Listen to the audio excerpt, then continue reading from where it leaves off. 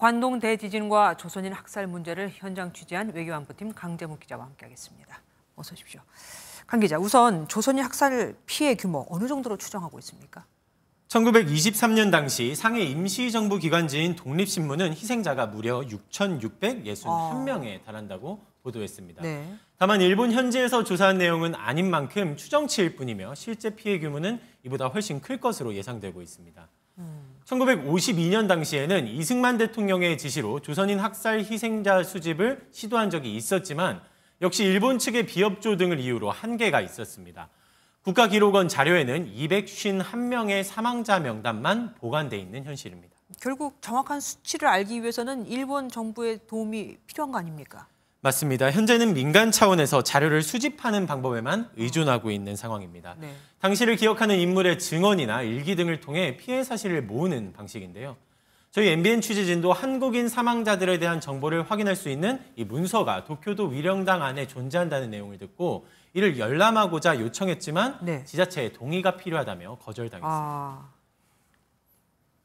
東京都で実質管理しているものなんで、今こちらでちょっとお返事はできないんですけど、一枚一枚撮影するのはちょっと厳しいんじゃないかなって気がしますけどね。 그러면 일본 정부의 조선인 학살에 대한 공식 입장은 뭡니까? 일본 정부는 조선인 학살에 대한 정부 책임에 대해 사실관계를 파악할 기록이 없다는 입장입니다. 즉 부인하고 있는 입장인 건데요. 앞서 제가 직접 올해 추도식에도 다녀왔었는데 일부 일본 국회 측 야당 의원들만이 관심을 갖고 있었던 상황이었습니다.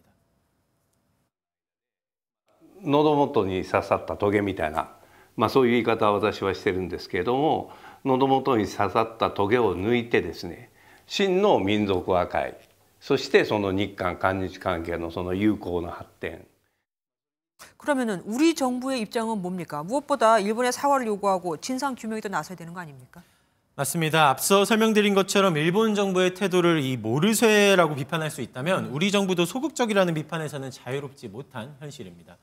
지난 21대 국회 당시 진상규명과 피해자 보상 등 내용을 담은 간토대학살 특별법이 발의된 적이 있었지만 무관심 속에 국회를 계류하던 중 자동 폐기됐습니다. 이번 22대 국회에서도 같은 내용의 법안이 다시금 발의됐지만 본회의 문턱을 넘을 수 있을지는 여전히 미지수인 상태입니다. 많은 어려움들이 있습니다. 아직도 간토대학살에 대해서 의도적으로 외면하는 그러한 시선도 분명히 존재합니다.